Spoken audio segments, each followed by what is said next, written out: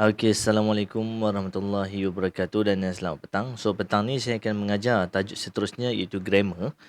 Tajuk dia The Passive Impersonal and Personal Structure. Apa dia impersonal dan apa dia personal structure? Okey, jom kita tengok. Okey, read about impersonal and impersonal structure.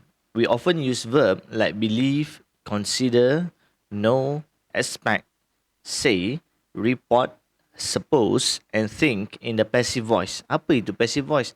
Passive voice ni ayat yang terbalik. Kalau active, ayat direct. Kalau passive ni, ayat indirect. Sebagai reported lah. Benda yang dah berlaku kan. Okay. They can be used in an impersonal and personal passive structure. Okay. We form the impersonal passive structure with, dengan apa? Dengan mula-mula sekali kita kena letak it. Lepas tu kita kena tambah passive verb. Lepas tu kita kena tambah that. Kemudian barulah clause. Apa dia clause? Clause itu ayat. Sebahagian ayat. Kita tengok contoh. Many people believe that magazines should be cheaper. Ini dalam bentuk ayat aktif. Okay. So, kalau dalam bentuk ayat pasif pula, kita kena letak apa tadi? Yang pertama, letak it. So, it. Kemudian kita letak passive verb, iaitu is believed. Okay. Kemudian kena tambah that. Kemudian kena tambah clause. Mana clause dia ni? Clause dia tadi yang sebelum pada should be, yang lepas pada that tadi. Okay. Magazine should be cheaper. Okay. So kena ambil clause tu, letakkan balik ke bawah. So jadi ayat, tengok ayat tu. It is believed that magazines should be cheaper. So tak ada dah lah. Many people believe that. Apa semua tu. Okay. So kita tukarkan kepada ayat passive. Okay. Manakala yang personal pula. Okay, kita tengok. We form the personal passive structure with noun plus passive verb plus full infinitive. Apa yang dikatakan full infinitive ni? Okay, jom kita tengok.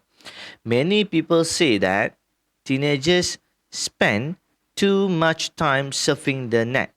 Ini ayat aktif. Okay, ayat aktif.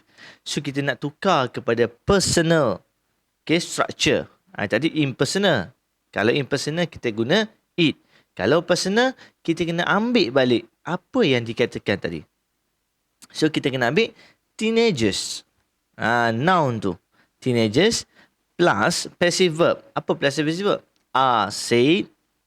Okay. To spend. Okay. Plus full infinitive. To spend. And ambil balik clause tadi. Too much time surfing the net. Jadi ayat sebelum tu kalau aktif, many people say that teenagers spend. Teenagers. Okay, tapi kalau ayat pasif pula, kita kena tukarkan.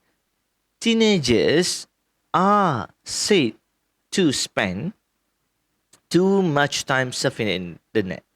Okay, boleh faham? So, kalau kita nak guna impersonal, okay, kita kena guna it. Tambah passive verb, tambah clause.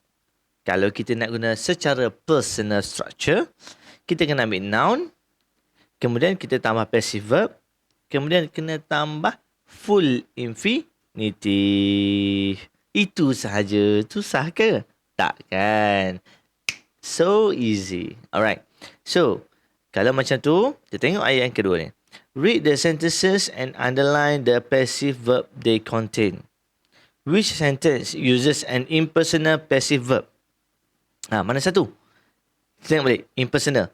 Kalau impersonal, kena ada apa? It. Wajib it.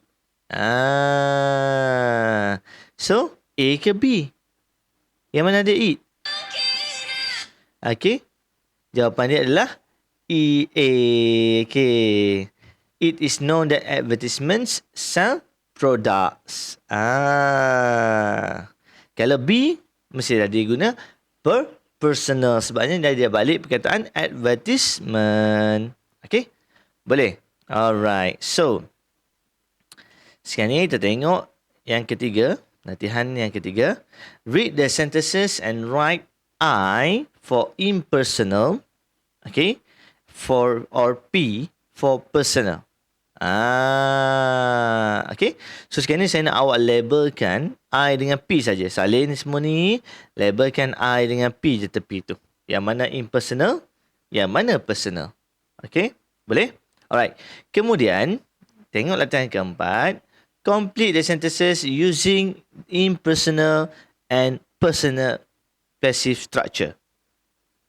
So, awak kena tukarkan satu ayat tu kepada personal dengan impersonal. Contoh yang pertama. Okay. Eat. Kemudian kena tambah passive verb. Okay. It is known that. Wajib ada that. Ada it, ada that. Untuk apa dia? Impersonal. Kalau personal, dia kena guna he. So, he is known to star. To infinitive. To infinitive ni, perkataan lepas pada to, wajib perkataan root words. So, he is known to star on the big screen. Macam tu. So, pilih buat semua sampailah nombor 8. Okay. So, bila dah siap nanti, boleh PM Sir untuk cek jawapan. Tanda sendiri dan beritahu berapa betul. Boleh? Boleh? So, saya harap semua dapat tengok video ni dan jawab soalan betul-betul. Dan pastikan awak siapkan tugasan dan hantar kepada saya dalam Discord. Okay? So, kalau awak tak nak berjaya, tak ada masalah. Tapi kalau awak seorang yang nak berjaya, pastikan siap tugasan ni. Okay, baik. So, insyaAllah jumpa lagi pada minggu depan. Assalamualaikum warahmatullahi wabarakatuh. Pada esok hari. Assalamualaikum warahmatullahi wabarakatuh.